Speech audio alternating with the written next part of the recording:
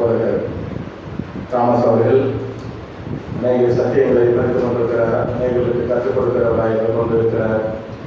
கிறிஸ்தியேசுவே நாமத்தினாலே உங்களுக்கு திருவழியும் சமாதானம் உண்டாவதாக. ஆண்டவராகிய தேவன் நாம் கொடுக்கிற வார்த்தைகளை நாம் கவனிப்போம். ஒரு வசனத்தை கூட நீங்கள் வாசிங்கள். ரோமருடைய புத்தகத்தில் 8வது அத்தியாயத்தில் 28, 29 நீங்கள் வாசிங்க. 30வது வசனத்தை வாசிக்கல, இன்னொருத்தர் வாசிங்க. எவர்களை முன்குறித்தாரோ அவர்களை அழைத்தும் இருக்கிறார், எவர்களை அழைத்தாரோ அவர்களை நீதிமான்களாக்கி இருக்கிறார், எவர்களை நீதிமான்களாக்கி இருக்கிறாரோ அவர்களை மகிமைப்படுத்தி இருக்கிறார். நல்ல வார்த்தைகள். ஜெபிப்போம். பரலோகத்தின் தகப்பனுடைய திருக்கரத்தில் எங்களை தாழ்த்துகிறோம். எங்களை யெகோவாயே எல்லோகி எல்சடாய் யெகோவா ஷாலோம் யெகோவா ஷமா என்று எங்கள் பிதாக்களின் நாளை போற்றப்பட்ட தெய்வம். இந்த பூமியிலும் கூட நீரே அந்த நித்திய கண்மலையாக இருக்கிறீர்கள். உடைய வார்த்தை சமடியை போல இருக்கிறது. நம்முடைய வார்த்தை ஆண்டவரே வல்லமையுள்ள ஆண்டவரே பட்டயங்களாக இருக்கிறது. நம்முடைய வார்த்தை ஆண்டவரை ஜீவனுள்ளதாக ஆவியுள்ளதாக இருக்கிறது. இந்த வசனம் ஆண்டவரை பிரசங்கப்படுகிற இடத்துல அதனுடைய அடையாளங்கள் காணப்பட வேண்டும் என்று நாங்கள் செபிக்கிறோம். வெவ்வேளையுமாக கற்று இடைபெறுவீராக. ராஜாவுடைய திருக்கரத்திலே உடைய பிள்ளைகளை ஆண்டவருடைய ஜனங்களை ஆண்டவரே உடைய நாமத்துக்கு மேன்மையாக இவருடைய நீர் ஆண்டவரே உடைய விருப்பத்தின் சித்தத்துக்கும் ஆண்டவரே ஏற்றுள்ளாக உடைய மகிமையுடைய பிரஸ்தாபிக்கின்ற காரியங்களிலே முன்னதாக நிற்கத்தக்கதாக உடைய சாட்சியாக நிலைநிறுத்த முடியாது செபிக்கிறோம். கர்த்ததாக இடைப்படும் நாங்கள் அல்ல ஆண்டவர் நீரே பேசும்படியாக இடைபெறும்படியாக சொல்லிக்கிறோம். இயேசுவின் நாமத்தில் பிதாவே. உலகத்தில் நிறைய பேர், நிறைய திருச்சபைகள், நிறைய போதகர்கள், நிறைய யூடியூப்கள், நிறைய மீடியாக்களில் நம்ம பார்த்து கொண்டு இருக்கிறோம். எல்லாம் பார்த்தா பயங்கரமான சத்தியம் என்று சொல்லுகிறார். பயங்கரமான ஒரு பக்கத்தில் பொய் ஓடிக்கொண்டே இருக்கிறது. ஜனங்களுக்கு குழந்தைகளாக இருக்கிறது தெரியவே தெரியாது. எது சத்தியம் எது பொய் என்பது தெரியாது. மிகாயாவுடைய நாட்களிலே மெய்யின் ஆவி இருந்தது. நிறைய பேருக்கு என்ன இருந்தது? பொய்யான ஆவி எத்தனை பேர் இருந்தது? சம்மன் உட்கார்ந்துருக்காங்க, கையில பைபிள் அப்படியே வச்சுட்டு இருக்கிறாங்க, ஆனா படிக்கிறதே. அன்னைக்கு நிறைய பேர் தீர்க்கதரிசிகளாக இருந்து கொண்டு பொய்யின் ஆவியை பெற்றிருந்தார். மிகாயாட்ட இருந்தது மெய்யான ஆவி. அப்ப இந்த உலகத்தில் இருக்கக்கூடிய சமாச்சாரங்களிலே, உலகத்திலே கொடுக்கப்படுகிற ஒவ்வொரு செய்திகளிலே, ஒவ்வொரு ஊழியக்காரனுடைய நாவிலே என்ன இருக்கிறது என்பதை நாம் கண்டுபிடிக்கின்ற ஒரு ஆற்றல் உள்ளவர்களாக, வேதத்தை தியானித்தவர்களாக, நன்கு அறிந்த ஒரு பக்குவத்திலே நாம் இருக்க வேண்டும். இல்லைன்னா நம்ம தோற்று போவோம். சாத்தான் வந்து பயங்கரமா பொய் சொல்லுவான். பொய்யின் ஆவி எத்தனை பேரு? நிறைய பேர். ஆனா மெய்யான ஆவியுடையவர்கள் கொஞ்சம் பேர். இவர்கள் அவரிடத்திலே போராடும் போது என்ன நடக்கும்? ஸ்தேவானுடைய நாட்களில் பேசும்போது, வாதிக்கும் போது, தர்க்கம் பிறப்பிக்கும் போது, ஸ்தேவான் பேசும்போது எவனா ஏத்துனானா? உலகத்துடைய சாஸ்திரிகள், பண்டிதர்கள் எல்லாம் வந்து உட்கார்ந்திருந்தான். கிரேக்க அறிஞர்கள் வந்து உட்கார்ந்திருந்தார்கள். தத்துவங்களை பேசுகின்ற பெரிய பிரதானப்பட்ட ஆட்கள் எல்லாம் கொண்டு வந்து சேர்த்து முன்னால வச்சு ஸ்தேவானோட போராடி கொண்டிருந்தார், பேசிக் கொண்டிருந்தார்கள். ஆனா ஸ்தேவான் பேசும்போது எதிர்த்து நிற்க அவங்களால முடியல, ஓடி போயிட்டாங்க. அப்போ நிறைவானவைகள் வரும்போது குறைவானவர்கள் ஒழிந்து போக வேண்டும். நிறைவான வார்த்தைகள் இருக்கும் போது வந்து பொய்யான காரியங்கள் ஒழிக்கப்பட வேண்டும். இதுதான் முக்கியமான ஒரு காரியம். இன்னைக்கு நம்ம எந்த அளவுக்கு, எந்த நிலையிலே நாம் தெளிவில் இருக்கிறோம், எந்த நிலையிலே நாம் வாழ்ந்து கொண்டு இருக்கிறோம். வேதம் சொல்லுகிறது ஐயா, பவுல அந்த ஆவியானவருடைய அந்த வார்த்தையை இங்கே எழுதி இருக்கிறார். ரோமருடைய நிருபத்திலே ரோமருடைய மக்கள் எவ்வளவு பயங்கரமானவர்கள் என்பது உங்களுக்கு தெரியும். பயங்கரமான விக்கிரகாராதனைக்காரர்கள், பயங்கரமா பொய் பேசுகிறவர்கள், பயங்கரமான எல்லா காரியங்களையும் செய்கிற அந்த கூட்டத்தின் மத்தியிலே ரோமருடைய புத்தகத்திலே பவுல் எழுதுகிற இந்த வார்த்தை சிறப்புள்ளதாக இருக்கிறது. தேவன் தன்னுடைய அழைப்பிலே தெரிந்து கொள்ளப்பட்ட அந்த ஊழியக்காரர்களை ஆண்டவர் சொல்லுகிறார், புதுமையான ஆவியின்படி ஊழியம் செய்யத்தக்கதாக தேவன் மாற்றி இருக்கிறார். புதுமையான ஆவியுடைய ஊழியத்தை செய்யத்தக்கதாக, மகிமையின் ஊழியத்தை செய்யத்தக்கதாக, தன்னை போல ஊழியம் செய்யத்தக்கதாக, தன்னை விசுவாசிக்கிறவர்கள் என்னிலும் மேலான கிரியைகளை செய்கிறார் என்று ஆண்டவர் சொன்ன சாட்சி அப்போஸ்தலரிடத்திலே புறப்பட்டது. ஒரு ரோமாவை தூக்கி போட்டாங்க, நிழல்பட்டு சுகமானார்கள். அப்போ தேவன் மகிமைப்படுகிற பாத்திரங்களாக இந்த நாட்களிலே மாறிக்கொண்டிருக்கிற தேவனுடைய ஊழியக்காரர்கள், அழைக்கப்பட்டவர்கள், தெரிந்து கொள்ளப்பட்டவர்கள் என்பதை வேதத்தின் மூலமாக சாட்சியாக பவுல் நமக்கு தெளிவாக கூறியிருக்கிறதை நாம் பார்க்க முடிகிறது. இன்னைக்கு நம்மளுடைய சூழ்நிலை என்ன? நாம் அழைக்கப்பட்டோமா முதல்ல தெரியணும். நாம் தெரிந்து கொள்ளப்பட்டோமா முதல்ல நமக்கு தெரியணும். நமக்குள்ள கிறிஸ்து இருக்கிறாரா, கிறிஸ்துவை தெரிந்து கொண்டிருக்கிறோமா முதல்ல நமக்கு தெரியணும். நமக்குள்ளே என்ன ஆவி இருக்குது அதையும் தெரியணும். பொய் ஆவி இருக்குதா, மெய் ஆவி இருக்குதா என்பதை நாம் அறிந்து கொள்ள வேண்டும். முதல்ல நம்மளை சோதித்து பார்க்க வேண்டும். வேதத்தின்படியாக நம்மளை சோதித்து அறிய வேண்டும். நாம் கிறிஸ்துவுக்குள்ளே இருக்கிறோமா, கிறிஸ்துவுடைய வார்த்தையிலே என்ன அந்த கிரியைகள் இருக்கிறதோ அந்த அடையாளம் நம்மள்ட்ட இருக்குதா, ஆண்டவர் நம்மள்ட்ட இருக்கிறார் அப்படின்னு சொன்னா அடையாளம் எங்கப்பான்னு கேட்டா என்ன பண்ணுவீங்க? இயேசுவை காட்டுன்னு சொன்னா நீங்க என்ன பண்ணுவீங்க? இயேசுவை பாத்தியான்னு கேட்டா என்ன பண்ணுவீங்க? அப்போஸ்தலர்கள் நிரூபித்தார்கள். அடையாளங்கள் அற்புதங்களை கொண்டு இயேசு தன்னை வெளிப்படுத்தி தான் இந்த பூமியிலே நான் வந்த அந்த மாமிசத்திலே வெளிப்பட்ட அந்த பஸ்காவுடைய ஆட்டுக்குட்டி என்று சொன்ன காலம் நிறைவேற்ற போது ஸ்ரீரிடத்திலே பிறந்தவர் என்று சொல்லி அறிவிக்கப்பட்ட அந்த தேவன் சரியாக பூமியிலே மனிதனாக, தேவன் பூமியிலே மனிதனாக அவதரித்தார்.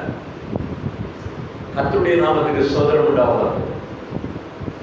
அவர் அவதரித்து பூமியிலே வந்தபோது எப்படிப்பட்ட ஒரு அடையாளத்தை செய்தாரோ, ஒரு பக்கம் பிரசன்னம், ஒரு பக்கம் அடையாளம்.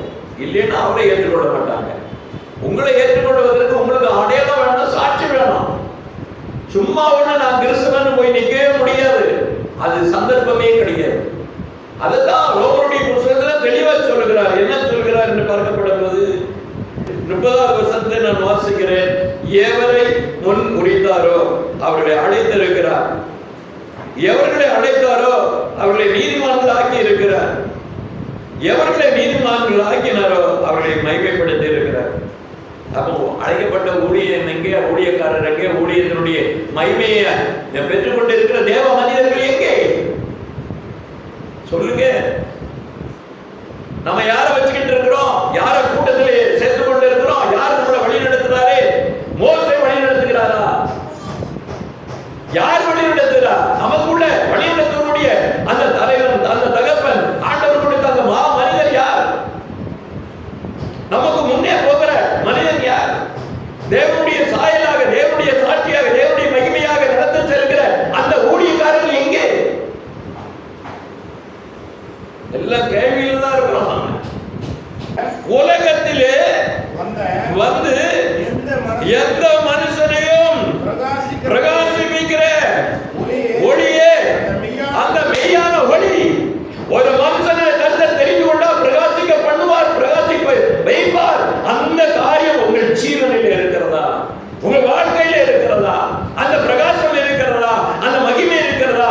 அவருடைய சாயல் என்று சொல்லப்படுவது அவருடைய பிரசன்னம், அவருடைய ஒளியும் உங்களிடத்திலே காணப்பட வேண்டும் என்று வேதம் தெளிவாக சொல்கிறது. அந்த சூழ்நிலையை நாம வாழ்ந்து கொண்டு இருக்கிறோமா, ஜீவித்துக் கொண்டு இருக்கிறோமா? 12வது வசனத்தை வாசிங்க.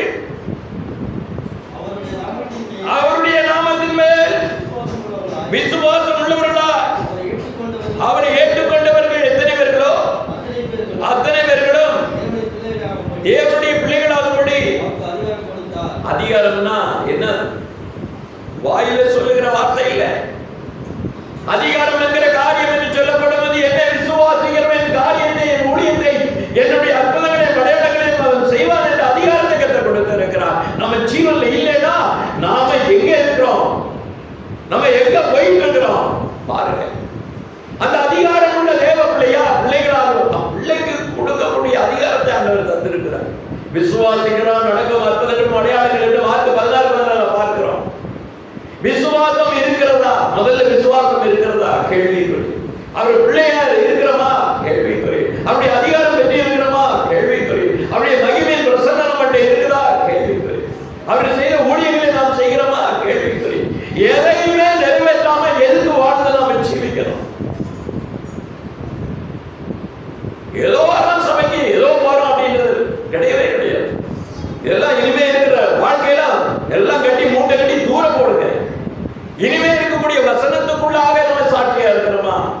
தீர்க்க தரிசனத்தின் ஆவி என்ன?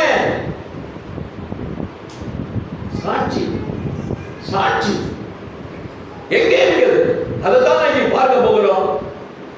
கேத்ரின் வான்ஃபோரா, யாராவது கேள்விப்பட்டிருக்கீங்களா? ஒரு ஸ்திரியை பத்தி, ஒரு அம்மாவை பத்தி கேள்விப்பட்டிருக்கீங்களா? கேத்ரின் வான்ஃபோரா பத்தி கேள்விப்பட்டிருக்கீங்களா? தெரியும். 1499 பிறந்தவங்க. அந்த அம்மா கன்னியாஸ்திரி, கத்தோலிக்க மார்க்கத்திலே கன்னியாஸ்திரியா உட்கார்ந்துட்டு இருந்தாங்க. சிறு வயதிலிருந்தே அவங்களுக்கு ஆண்டவருடைய உணர்த்துதல் இருந்துட்டு இருந்தது. தவறாக போய் கொண்டு இருக்கிற கத்தோலிக்க மார்க்கத்துக்குள்ளே அந்த அம்மா அவங்க ஒரு கன்னியாஸ்திரியா இருந்தாங்க. அனுதினமும் ஜெபத்திலே உட்கார்ந்துட்டு இருக்கும்போது ஆண்டவர் உணர்த்தி கொண்டே இருந்தார், இது தவறு தவறு தவறு தவறு என்று சொல்லி. அந்த நேரம் பார்த்து மார்ட்டின் லூதர் இருந்து வெளியில வர்றாரு. வெளியில வந்து 95 கள்ள உபதேசத்தை அப்படியே எழுதி போர்டு அடிச்சு மாட்டிட்டு, இந்த கள்ள உபதேசத்தை பாருங்கள், தேவனுடைய கட்டளைக்கும் தேவனுடைய பிரமாணத்துக்கும் தேவனுடைய வார்த்தைக்கும் விரோத கும்பல்கள் என்று அவர் சொல்லி அவர் பேசின உடனே பெரிய பிரளயமே உண்டாச்சு. இவனுடைய கள்ள உபதேசங்களே எல்லாம் கேட்ட உடனே கடைசியில் என்ன பண்ணாங்க அப்படின்னா, அவர்களுக்குள்ளே ஒரு தர்க்கம் வந்தது.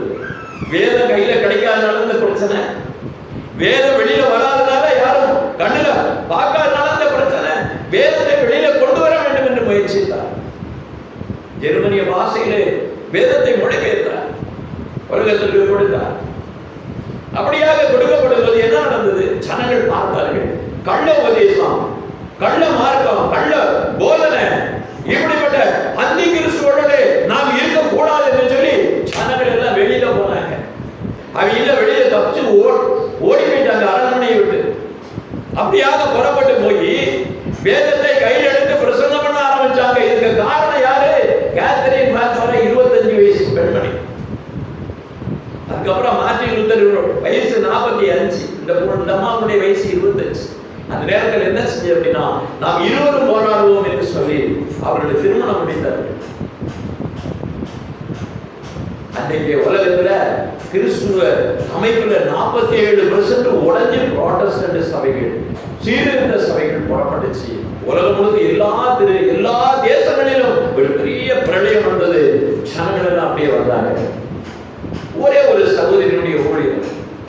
நம்ம இந்த மாதிரி எல்லாம் யோசித்து இருக்கிறோமா? இந்த மாதிரி நம்ம ஏதாவது செய்திருக்கிறோமா? இன்னுமாக உங்களுக்கு நல்லா தெரியும், மூடி என்கிற ஒரு பெரிய பிரசங்கியார் உலகத்தை கலக்கினார். ஒவ்வொரு தேசங்களையும் அவரை கூப்பிடுவாங்க, அழைப்பாங்க, வாங்க வாங்க என்று சொல்லி. அந்த ஆளு தகப்பன் இறந்த உடனே இருக்கிறதுல ஏழைப்பட்ட குடும்பம், செருப்பு தைக்கிற ஒரு குடும்பம். அவங்க மாமா செருப்பு தைச்சு வித்துக்கிட்டு கடையை வச்சுக்கிட்டு இருந்தாரு. அப்பா இறந்த உடனே வீட்டுல கடன் பிரச்சனை, நம்ம சின்ன பையனா இருக்கிறோம், படிக்கவும் முடியாது அப்படின்னு சொல்லிட்டு படிப்பே இழந்து போய் செருப்பு கடையில் போய் செருப்பு வச்சுக்கிட்டு இருந்தார். மூடி ஆண்டவர் அவரை தெரிந்து கொண்டு இருக்கிறார். அந்த நேரத்தில் அவர் என்ன பண்ணாரு அப்படின்னு பாத்தீங்கன்னா, எங்க இந்த சண்டே கிளாஸ் இருக்குதோ அங்க போய் உட்கார்ந்து பைபிள் வசனத்தை கேட்டுக்கிட்டே இருப்பார். எல்லாரும் உட்கார்ந்து கேட்கறது வேற, அவரு கேட்கிற விதமே வேற. அந்த வார்த்தையை கேட்கப்படும் போது உள்ளுக்குள்ள இறங்கி நாம் அப்படியாக மாற வேண்டும், அப்படியாக நாம் ஊழியம் செய்ய வேண்டும் என்கிற தாகத்தோட அந்த சின்ன வயசுல இருந்து அவருக்கு அப்படி இருந்தது. செருப்பு தைக்கிறானே, சாதாரண அசிங்கமான ட்ரெஸ் போட்டிருக்காங்கன்னு சொல்லி அந்த பையனை உட்கார வச்சாங்க. 20 பையங்க அங்க உட்கார்ந்து இருந்தாங்க. அப்போ வாத்தியார் சொன்னா, நான் இந்த சண்டே கிளாஸ் நான் நடத்துறேன் அப்படின்னு. டேய், உன் தகுதி என்ன? ஒரு படிப்பே கிடையாது, நீ போட்டிருக்க ட்ரெஸ்ஸை பாரு, மூலையில போய் உட்கார அப்படின்ட்டாங்க. அவர் வெளியில போய் என்ன பண்ணாரு தெரியுங்களா? நிறைய பசங்கள் எல்லாம் போட்டு சண்டே கிளாஸ் தனியா நடத்த ஆரம்பிச்சாரு. 1000 பசங்களை கூட்டிட்டு வந்தாரு. தெருவில் கிடக்கிற எல்லா 1000 பசங்களை கூட்டு பெரிய இடத்துல வீதியில முதல்ல நடத்தி ஒரு இடத்துல போய் 1000 பசங்களை கூட்டு நடத்தும் போது அவருடைய மீட்டிங் நடக்கிறத பார்த்து அமெரிக்காவுடைய பிரசிடென்ட் ஆபிரகாம் லிங்கன் காதுல கேள்விப்பட்டு நேரா அந்த மனுஷனை போய் பார்க்கிறாரு. வாலிப பையன், சின்ன பையன் அப்படின்றது இல்ல, அவன் வயசே 14 வயசு. 14 வயசுல 1000 பசங்களை கூட்டிட்டு வந்து என்ன பண்ணாரு அப்படின்னா வேதத்தை எழுத சொல்லி கொடுத்துருந்தாரு. அப்படிப்பட்ட ஒரு பெரிய தேவன் பிரகாசம் உள்ள ஒரு மனிதனை கர்த்தர் கொண்டு வந்தார். உலகத்துல எவ்வளவு பெரிய பிரசங்கி யாரா இருந்தாலும் சரி, பிடிச்ச பெரிய பண்டிதர்களா இருப்பாங்க. மூடி என்ன செய்வாருன்னா மேடைக்கு கீழே போய் உட்கார்ந்துப்பாரு. பிரசங்கம் முடிஞ்சு கீழே இறங்கின உடனே உங்க வார்த்தையிலே தவறு இருக்கிறது, குற்றம் இருக்கிறது அப்படின்னு சொல்லி அவர்கிட்ட வாதம் பண்ணுவார். உங்க பிரசங்கத்துல தவறு இருக்குன்னு சொல்லி கூப்பிட்டு வச்சு கீழே மேடைக்கு கீழே உட்கார்ந்து பேசுவார். நான் தவறா பிரசங்கிட்டேன்னா அப்படின்னு சொல்லிட்டு. ஏன் அப்படின்னு கேட்டீங்கன்னா நல்லா தெரிந்து கொள்ளுங்க. ஒரு வாத்தியார் தனிப்பட்ட முறையில செருப்பு தைக்கிற இடத்துல, செருப்பு விற்கிற இடத்துல தினமும் சாயந்தரம் வந்து அவருக்கு வேதத்தை கற்றுக் கொடுத்தாரு. என்ன சொன்னார் தெரியுமா? அவர் என்ன சொல்லி கொடுத்தாரு தெரியுமா? ஒரு தேசத்தையே மாற்ற போறலாம், இந்த வேதத்தை நீ கற்றுக்கோ. என்னுடைய எண்ணம் அவங்ககிட்ட பிரதிபலிக்கணும், அந்த ஊழியத்தை நீ செய்யணும் அப்படின்னு சொல்லி அந்த வாத்தியார் சொல்லி கொடுத்து அவர் பெரிய ஆளாக்கிட்டாரு. தேசத்தை அதிர்விட்டாரு. செய்த ஒரு காரியம் என்ன கேட்டீங்கன்னா, எத்தனை ஞானஸ்தானம் கொடுத்திருப்பார் நினைக்கிறீங்க நீங்க? 100 மில்லியன். மோடியினுடைய வாழ்க்கையில 100 மில்லியன் யாராவது செய்திருப்பாங்களா உலகத்துல? நீங்க ஒரு ஆத்மா கொண்டு வந்து சபையில உட்கார வச்சிருக்கீங்களா? 2 பேரை கொண்டு வந்திருக்கீங்களா? எத்தனை பேரை கொண்டு வந்திருக்கீங்க? எவ்வளவு கற்றுக்கொண்டு இருக்கிறீங்க? 100 மில்லியன் ஜனங்கள் மூடியின் மூலமாக. அப்பெல்லாம் மைக்கே கிடையாது, அப்பெல்லாம் புஸ்தகமே கிடையாது, ஒண்ணுமே கிடையாது. அப்படியே ஓப்பன்ல தான் பேசணும். 100 மில்லியனை சந்திக்கும்படியான ஒரு ஜான் வெஸ்லி குதிரையில பயணம் பண்ணி 2 லட்சம் பேருக்கு சுவாசம் பண்ணார்.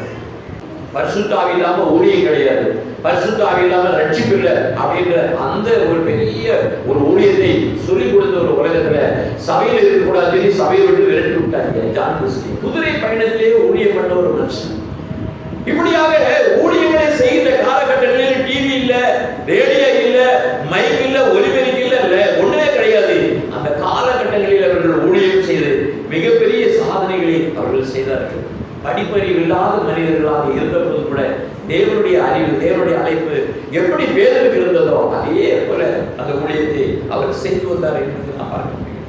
நீங்கள் மறு சூரியனை போல பிரகாசிக்கணுமா? எப்படி இருக்கணும்? மறு சூரியனாக நீங்கள் பிரகாசிக்க வேண்டும். அப்ப எப்படிப்பட்ட ஒரு ஊழியத்தை செய்ய வேண்டும் என்று சொல்லுகிறார். நம்மளுடைய ஊழியம் பிரகாசமா இருக்க வேண்டும் என்று எல்லாருக்கும் கற்றுக் கொடுக்கிற அந்த மனிதர், நீங்கள் மறு சூரியனாக நீங்கள் மாற வேண்டும் என்று சொல்லி ஒரு பயங்கரமான ஒரு ஊழியத்தை அவர் செய்தார், செய்து காண்பித்தார். உலகம் முழுவதும் என்ன பண்ணாங்க அப்படின்னா மோடியின் மூலமாக நிறைய பேர் வந்தாங்க என்பதை நாம் பார்க்கிறோம். தேவன் தன்னுடைய பிள்ளைகளுக்கு அதிகாரம் கொடுத்திருக்கிறார். தேவன் தன்னுடைய பிள்ளைகளுக்கு அழைப்பு கொடுக்கிறார். நீங்க போய் இன்விடேஷன் கொடுக்கணும், அழைப்பு கடிதம் கொடுக்கணும். எல்லாரும் வரணும்னா கல்யாணத்துக்கு நீங்க அழைப்பு வைக்கிறீங்க, ஒரு ஃபங்க்ஷனுக்கு அழைப்பு வைக்கிறீங்க, ஒரு கூட்டத்துக்கு நோட்டீஸ் வைக்கிறீங்க. அந்த வேலையை கூட நம்ம செய்யலன்னா என்ன அர்த்தம்? நம்ம அவருடைய அழைப்பு விடாவிட்டால் என்ன நம்மளுடைய பங்கு என்ன?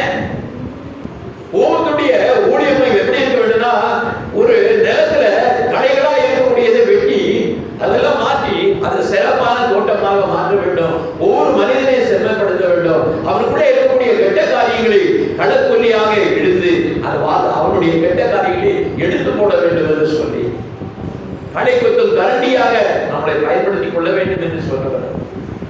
இந்த நாட்கள் எப்படி இருக்கிறோம்? பெரிய போராளியாக மாறிக்கொண்டிருக்கிறார். ஆண்டவருக்கு என்று போராளியாக மாறிக்கொண்டிருக்கிறார். ஆண்டவருக்கு என்று ஒரு பெரிய ஒரு காரியத்தை செய்து கொண்டிருக்கிற சார்லஸ் சபர்சனுடைய வாழ்க்கையும் இப்படிதான் இருக்குது. பேனர் ஆஃப் ட்ரூத் என்று சொல்லி, சத்தியத்தின் கொடி என்று சொல்லி அவர் ஒரு ஊழியத்தை ஆரம்பிச்சார். உலகத்தை அசைச்சார். உலகம் அசைத்தது.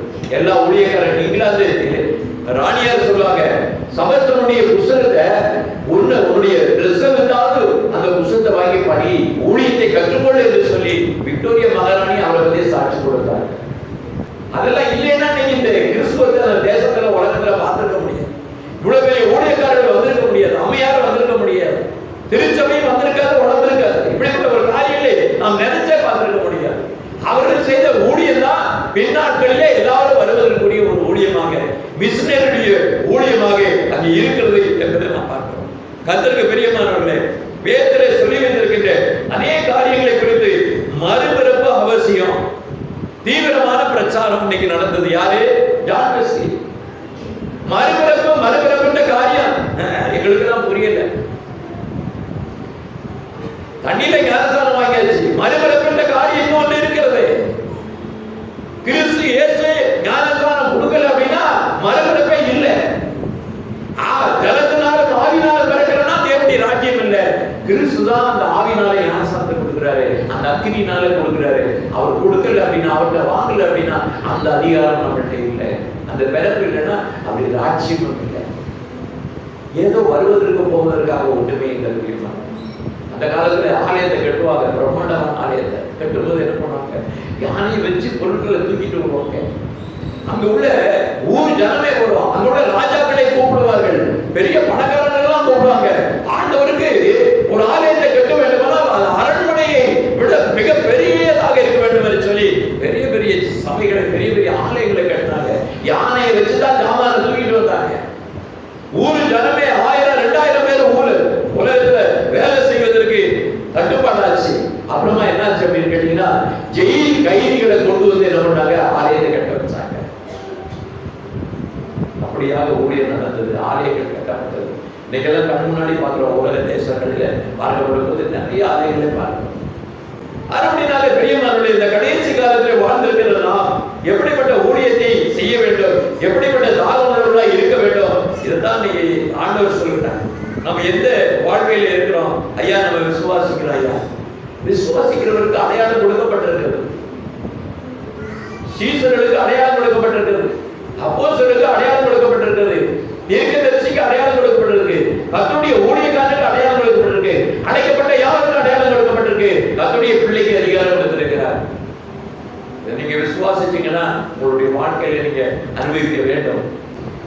மத்தேயுடைய புத்தகம் 15ஆம் அத்தியாயம் 13-14 வாசிங்க.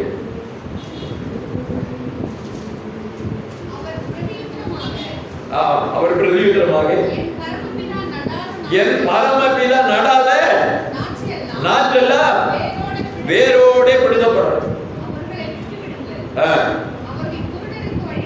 அவர்கள் குருடருக்கு வழிகாட்டிகள்.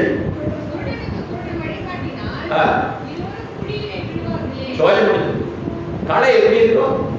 களையை பார்த்திருக்கீங்களா ஐயா? தானியம் இருக்கக்கூடிய செடியை பார்த்திருக்கிறீங்க, கனி இருக்கக்கூடிய செடியை பார்த்திருக்கிறீங்க. களை எப்படி இருக்கும்? நல்ல செழிப்பா பச்சை பசேன்னு ஆடிக்கிட்டு இருக்கும், நல்ல கம்பீரமா இருக்கும். செடிகளுக்குள்ள பாருங்க, நெல்லு வயலுக்குள்ள பாருங்க, களை எப்படி இருக்கு ஐயா? ஐயா எப்படி இருக்கும்? செழிப்பா பச்சை பசேன்னு நல்லா பார்க்கறதுக்கு கண்கொள்ளா காட்சியா இருக்கு. உலகத்தினுடைய ஆசீர்வாதத்தை மேலே பாராட்டி கொண்டு இருக்கிற நிறைய குருட்டு போதகர்கள் இந்த நாட்களில் இருக்கிறாங்க. ஆவிக்குரிய ஆசீர்வாதத்தை தேடுவதில்லை, ஆவிக்குரிய கனியில் இருந்த வாழ்க்கையை தேடுவதில்லை, ஆண்டவருடைய வாழ்க்கையை அனுபவிப்பதற்கு அவருக்கு கொஞ்சம் கூட இஷ்டம் கிடையாது. அவள் எல்லாம் எப்படின்னா உலக ஆசீர்வாதம் எல்லாம் பச்சை பசேன்னு இருக்கணும். அப்ப பரமபிதா நடாத நாட்டெல்லாம் வேரோட பிடிக்கப்பட வேண்டும். ஆண்டவர் செய்வார். நிறைய பேரு களையான களைகளை விதைக்கின்ற, களையை விதைக்கிறது யாரு? சத்துரு. நீங்க என்ன விதைக்கிறீங்க? தேவனுடைய வார்த்தையை விதைக்கிறீங்க.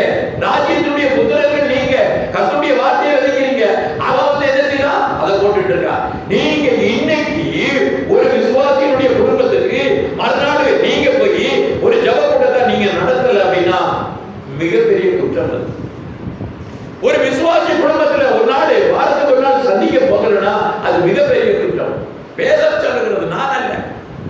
நீங்க அவங்களுக்கு வசனத்தை போட்டுட்டு பேசாம போயிருவீங்க. அந்த வசனம் அங்கே இருக்கும், அவன் கொஞ்ச நேரம் யோசிச்சுக்கிட்டே இருப்பான், அதை வந்து உணர்வதில்லை, அதை வந்து அறிந்து கொள்ளக்கூடிய பக்குவம் இல்லாம உட்கார்ந்துட்டு இருக்கும்போது நீங்க என்ன செய்வீங்க அப்படின்னா, கவனிக்காம விட்டுட்டீங்கன்னா சாத்தான் ராத்திரி வந்து அந்த வசனத்தை அவன் இதயத்திலிருந்து எடுத்து போடுவான். இன்னைக்கு தான் எல்லாருடைய வாழ்க்கையில அதான் நடந்துட்டு. வீடு சந்திக்க போங்க, ஒவ்வொரு சகோதர சகோதரியும் ஒரு வீடு சந்திக்க போங்க, ஊழியக்காரர்கள் போங்க, அந்த பிரசங்கித்த இந்த வாரம் பிரசங்கித்த காரியத்தை குறித்து பேசுங்க. அப்போ உங்களுக்குள்ளே அது என்ன செய்யுங்க உண்டா இல்லைங்களா? நம்ம நம்புறீங்களா இல்லையா?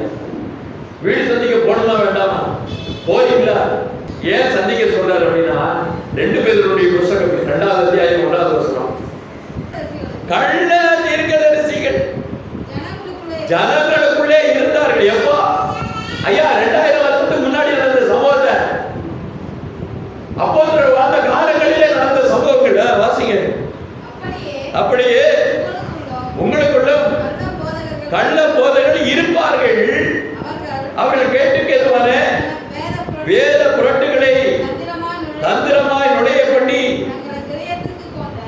தங்களை கிரயத்திற்கு கொண்ட ஆண்டவரை மறுதலித்து தீவிரமான அழிவை வருவித்துக் கொள்வார்கள். அவர்களுடைய கெட்ட நடக்கைகளை அநேகர் பின்பற்றுவார்கள். அவர்கள் நிமித்தம் சத்திய மார்க்கம் தூஷிக்கப்படும். இன்னைக்கு பாக்குறீங்களா? பாக்குறீங்களா? நியூஸ் வந்துகிட்டு இருக்கா? நேற்று முந்தா நாளெல்லாம் ஒரு பெரிய பயங்கரமான நியூஸ் வந்துகிட்டு இருக்கு. அவன் என்ன செய்யணும்? ஊழியம் செய்யணும்னா முதல்ல கத்துக்காமலே ஐயா எங்கேயா போறீங்க? நாங்க ஊழியத்துக்கு போறோம். நீங்க சகோதரி நாங்களும் போறோம். நீங்க என்ன செஞ்சுட்டு இருக்கீங்க? இதுக்கு முன்னாடி நாங்க வீட்டுல பாத்திரம் தேய்ச்சிக்கிட்டு இருக்கோம். இப்ப என்ன? நாங்க ஊழியத்துக்கு போறோம். அப்படியா? பரவாயில்லையா? ஊழியத்துக்கு போறீங்களா? ஊழியத்துல போய் என்னத்தை சொல்லி கொடுக்கீங்க? ஒரு பாட்டு பாடுவோம், ஒரு ஜெபம் பண்ணிட்டு வந்துடுவோம். அப்படியா? சரி சரி சரி. இதுதான் அங்க உடம்பு ஓடிக்கிட்டு இருக்கு. போய் ஊழியம் செய்றீங்க. ஐயா ஊழியம் செய்றீங்களா? என்னையா பண்றீங்க? ஊழியத்துல என்னையா சொல்லி கொடுக்க போறீங்க அப்படின்னு கேட்டா ஒண்ணு தெரியாது. பெருமாள் பாட்டு ஒண்ணு, ஒரு வசனம், உடனே ஒரு ஜபம், முடிஞ்சது ஊழியம்.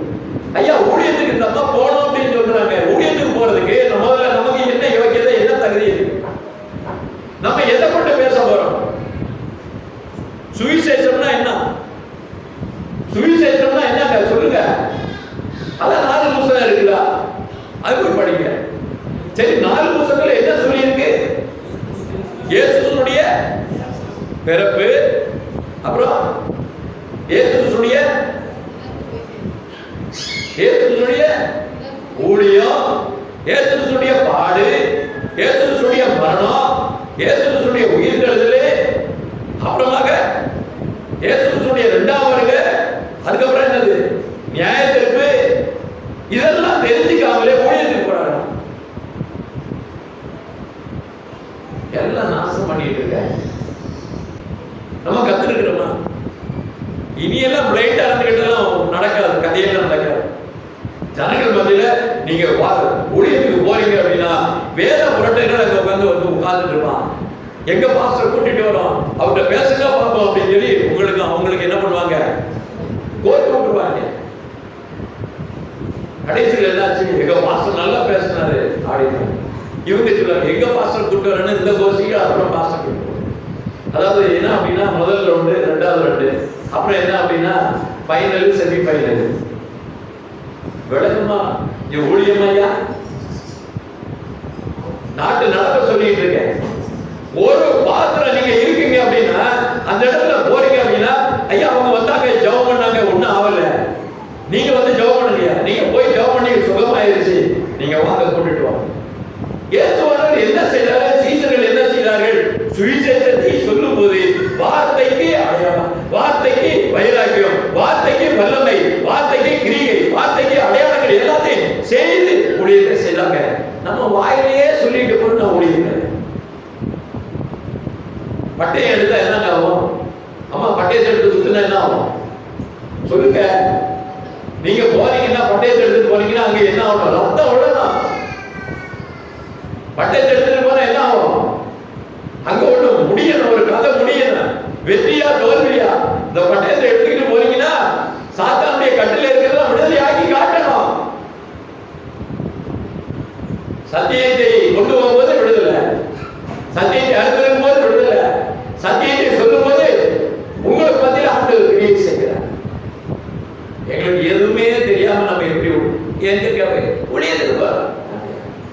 காலையில சரி, சாயந்தரம் அடுத்த ஊருக்கு போறோம். எத்தனை ஊருக்கு போறீங்க? அது நிறைய 5-6 ஊருக்கு போறோம். உங்க கூட கூட்டணி என்ன? நாங்க ஒரு 10-20 பேர் இருக்கோம். அப்படி ஒருத்த கிறிஸ்துவ மாதிரி தெரிஞ்சு வச்சுட்டு அடையாளம் தெரிஞ்சு வச்சாக்களும் டக்குன்னு பிடிச்சிடுறாங்க. பஸ்ஸிலே அட்டாக்கு. நான் சென்னை வரைக்கும் போனோம். இது பத்தாதுங்க, 200 பத்தாது. அது ஒரு மொழி. கர்த்தருக்கு சோதனம் உண்டாவதாக. கற்பனைக்கு செவி கொடுக்காத ஜனங்களா இருக்கிறார்கள். தேவனுடைய என்ன சொன்னாரோ, அவருடைய உத்தரவு என்ன, அவருடைய கட்டளை என்ன, அவர் என்ன ஆர்டர் போட்டாரோ அதுக்கு கீழ்ப்படியது கிடையாது. அப்படிப்பட்ட ஜனங்கள் இந்த நாட்களில் நிறைய பெரிய போயிட்டாங்க. அப்படிப்பட்ட ஜனங்களை இன்னைக்கு என்ன செய்யறாங்க? தேவனுடைய நாமம் தூஷிக்கப்படும்படியாக நாட்களை ஓடிக்கொண்டிருக்கிறதை நாம் பார்க்கிறோம். ஆண்டவர் என்ன சொல்லனா, பாவத்தை கண்டிக்கிற ஊழியத்தை உங்களுக்கு கற்றுக் கொடுத்திருக்கிறார். இப்படிப்பட்டவங்களை கண்டிக்கணும், இப்படிப்பட்டவங்களை விசாரிக்கணும். இதைத்தான் ஆண்டவர் சொல்லுகிறார். யோவானுடைய புத்தகம் 16:18 வசனத்தில் வாசிங்க. அது மேல வாசிங்க. சீசரில் சிலர் நான் பிதாவிடத்திலே போகிறபடியினால் கொஞ்ச காலத்திலே என்னை காணாதிருப்பீர்கள், மறுபடியும் கொஞ்ச காலத்திலே என்னை காண்பீர்கள் என்றும் கருத்து இன்னதென்ன என்று தங்களுக்குள்ளே பேசிக் கொண்டிருந்தார். இன்னைக்கு உலகத்தில் ஆண்டவராக இயேசு கிறிஸ்து போயிட்டார், இனி இல்லவே இல்லை அப்படின்னு சொல்லி இப்ப இருக்கிறாரா இல்லையா? அவங்க கூட எப்படி சொல்லுங்க? சொல்லுங்கம்மா. நான் உங்களுடைய திக்கங்கள்லாம் இடையே என்று சொல்லி இருக்கிறாரு. 2-3 பேர் எங்க இருக்கீங்களோ அங்க நான் இருக்கிறேன் அப்படின்னு சொல்லி இருக்கிறாரு. அப்ப என்ன அர்த்தம்? நம்ம கூட இருக்கிறாருன்னா என்ன இருக்கணும்? ஆண்டவர் நம்ம மத்தியில இருந்தா என்ன இருக்கணும்? கர்த்தர் நம்மளை கூடும் போது அங்க நான் இருக்கிறேன்னு சொல்றாரு. என்ன சொல்றாரு? என்னுடைய நாமத்தினால கூடி இருக்கிறவங்க எல்லாரும் மத்தியிலையும் கிடையாது.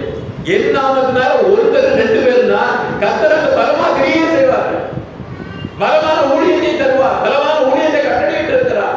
அவருடைய நாமத்துல இருக்கக்கூடியவங்க அவருடைய நாமத்தை தெரிந்து கொண்டவர்கள்.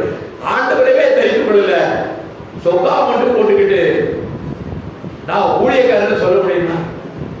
கிறிஸ்துவை முதல்ல தரிக்காம அதனுடைய வேஷத்தை மட்டும் போட்டா நான் ஊழியக்காரனா இருக்க முடியுமா? கிறிஸ்துவே தெரிந்து கொள்ளாம, கிறிஸ்துவே பெற்றுக் கொள்ளாம, கிறிஸ்துடைய ஆவியை பெறாம அவருடைய பிள்ளைன்னு சொல்ல முடியுமா? இன்னைக்கு நம்மளை ஏமாத்துற காரியங்களை விட்டுடுங்க. இதுவரைக்கும் இருக்கிற காரியங்களை விட்டுடுங்க. இனி சரியானபடி நம்ம நடப்போம். சரியான கர்த்தருடைய பலத்த ஆயுதமாக நீங்கள் உங்களை உருவாக்க வேண்டும். கர்த்தருடைய கையினுடைய பாத்திரங்களாக இருக்க வேண்டும். கர்த்தர் உங்களுக்கு கொடுக்கக்கூடிய போதனையிலும் சத்தியத்திலும் கொண்டு நீங்கள் பூமியை நிரப்பும்படியாக கர்த்தர் உங்களை எடுத்து பயன்படுத்துகிறார். ஏன் அப்படின்னு கேட்டா, முதல்ல தான் வாசம். அழைக்கப்பட்டவர்கள் எப்படி இருப்பாங்க? தெரிந்து கொள்ளப்பட்டவர்கள் எப்படி இருப்பாங்க? ஐயா சொல்லுங்க, எப்படி இருப்பாங்க? அது கரெக்டா பாயிண்டே புடிச்சிட்டீங்க. இந்த கூட்டத்தினுடைய முடிவை நீங்க சொல்லதுக்கு முன்னாடியே சொல்லிட்டீங்க. அதனால சிலர் தான் அழைக்கப்பட்டிருக்காங்க, மற்ற எல்லாரும் கிடையாது அப்படின்னு சொல்லி ஐயா சொல்லிட்டாரு. அப்படிதானது ஐயா யோசிக்கிறார். அவர் அழைக்கப்பட்டவர்கள் நிறைய, தெரிந்து கொள்ளப்பட்டவர் சிலர். அந்த சிலர் தான் வருவாங்க, மற்றவங்க வரமாட்டாங்க அப்படின்னு சொல்லி. அது உண்மையான கருத்து தான், இல்லைன்னு சொல்றாரு. நீங்க அந்த சிலரா இருக்கீங்களா பலரா இருக்க போறீங்களா அப்படின்றத அவருடைய வார்த்தையில நீங்க தான் யோசித்து ஒரு முடிவு எடுக்கணும். கர்த்தருடைய கடைசி காலத்தில் இருக்கிற நீங்களும் நானும் தேவனுடைய வார்த்தையின்படி அந்த நாட்களே நாம் கடந்து போவோம். அமெரிக்க தேசத்துல, இங்கிலாந்து தேசத்துல நல்ல மிஷினரிகள் இருக்கும்போது அது கிறிஸ்துவ தேசமா இருந்தது. அவங்க மண்டையை போட்டாங்க, கண்டவங்களாம் அங்க அதிபர் ஆயிட்டான், ஜனாதிபதி ஆயிட்டான். அந்த தேசமே நாசமா போச்சு. புரிஞ்சுக்கிட்டீங்களா? அப்ப இந்த தேசத்துல நீங்கள் தான் எழுப்பி ஒரு பலமான ஊழியக்காரங்களா இருந்தா இந்த தேசத்துக்கு ஆசீர்வாதம், இந்த தேசம் ரட்சிக்கப்படும், இந்த தேசம் குணப்படும், இந்த தேசம் மாறும். அதைத்தான் ஆண்டவர் எதிர்பார்க்கிறார். ஒரு பலமான ஆயுதமாக மாறுங்கள், பலமான ஒரு ஊழியக்காரராக மாறுங்கள். ஆண்டவர் சொல்ல நம்மளை பிரகாசிக்க பண்ணுவேன் என்று சொல்லி இருக்கிறார். அந்த பிரகாசமுள்ள ஊழியத்துக்காக நம்மளை தகுதிப்படுத்த தேவ சமத்திலே நாம் காத்திருந்து செவிப்போம். ஒருத்தர் வீடு சந்திக்க போங்க, தயவு செய்து போங்க. யாராவது ஒருத்தரை சந்திக்க போங்க, நல்ல ஒரு பெரிய ஊழியம். இதை நீங்கள் செய்வீர்கள் என்று நான் நம்புகிறேன். நாங்கள் அப்படித்தான் ஒரு சில நேரங்களில் பைபிளை தூக்கிட்டு போயிடுவோம். எங்கதான் போறோம், யாரை சந்திக்கிறேன் எங்களுக்கு தெரியாது. ஆண்டவரே யாரையாவது காட்டுங்கப்பா அப்படிம்போம். எங்கேயாவது ஆளுகள் தெரியலன்னா குடிசை எங்கேயாவது அங்கேயும் போயிடுவோம். எந்த இடத்துக்கு போனாலும் அங்கே போயிடுவோம். இப்போ பார்த்தீங்கன்னா என் கூட இருக்கிற கொஞ்சம் பேர் இருக்கிறாங்க, ட்ரைனிங் கொடுத்து வச்சிருக்கிறேன். ஆந்திராவில் இன்னைக்கு ஊழியம் பண்ணிக்கிட்டு இருக்கிறாங்க, தடாவில் ஊழியம் பண்ணிட்டு இருக்காங்க. ஒரு 15 பேர் ஊழியம் பண்ணுறாங்க. பெரிய ரூம் எடுத்து அங்கேயே உட்காந்து இன்னைக்கெல்லாம் ஃபுல்லாக ஊழியம் பண்ணி நாளைக்கு தான் வருவாங்க.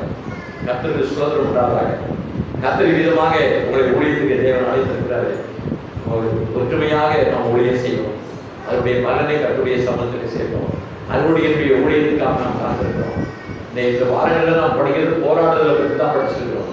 போராட்டத்தை குறித்து தான் படிச்சிருக்கிறோம். ஊழியத்துடைய போராட்டம் இருக்கா இல்லையா? கண்டிப்பா இருக்கா இல்லையா? ஒரு சின்ன பைபிள் எடுத்துட்டு தெருவழியை போங்க, பின்னால உங்களை 4 பேர் ஃபாலோ பண்ணுவோம். டாக்ஸ் எடுத்துட்டு போங்க, பின்னால 10 பேர் வருவான், வீடியோ எடுத்துட்டு வருவான். நீங்க யாரு கொடுக்குறீங்க அப்படின்னா மதம் மாத்திரான்னு உடனே கேச போடுவோம், உடனே போலீஸுக்கு போன் அடிப்பாங்க. இதான் நடந்துச்சு. அதனால ரொம்ப கவனமா சிநேகிதர்கிட்ட முதல்ல அறிவிக்க, அதுக்கு அடுத்த சிநேகிதர்கிட்ட போங்க. ஆண்டவர் சொன்னாரு, இந்த ஊர்ல நல்லவங்க நீதிமான் யாருக்கு தெரிஞ்சு அவன் வீட்டுல போய் தங்கி. அதுக்கப்புறமா அவங்க மூலமா யாரு அப்படின்னு, அதுக்கு அடுத்து அவங்க மூலமா யாரு அப்படித்தான் போக சொல்லி கற்றுக் கொடுத்துருக்கிறாரு. எடுக்கிறதுல போய் பண்ணக்கூடாது, போய் மாட்டிக்காதீங்க. ஆண்டவர் கொடுத்த ஆலோசனைப்படி நமக்கு கட்டி கொடுத்த நமக்கு மாஸ்டர் அவர் தான், ட்ரைனிங் கொடுக்கிறவர் அவர் தான். அவருடைய ட்ரைனிங் படி நம்ம ஊழியத்தை செய்வோம். குழந்தைகள் ஊழியம் பிபிஎஸ் ஊழியம் பெரிய ஊழியம். அந்த குழந்தைகள் 5 வருஷம் 6 வருஷம் பிபிஎஸ்ல கரெக்டா அட்டன் பண்ணுச்சுன்னா அப்புறமா பார்த்தாக்க 100 மடங்கு அவங்க தான் விசுவாசியா இருந்தாங்க. அப்படிதான் சபைகளை எழுவச்சு அது இன்னைக்கு அதுலயும் கல்வி போட்டாங்க. அதனால சிறுவர் ஊழியத்துக்காக ஜெபம் பண்ணுங்க. கர்த்தருடைய ஊழியம் பெருது, கர்த்தருடைய ஊழியத்தை நேசிக்கும், கர்த்தருடைய ஊழியத்தை செய்யும். கர்த்தர்களை ஆசீர்வதிப்பாராக.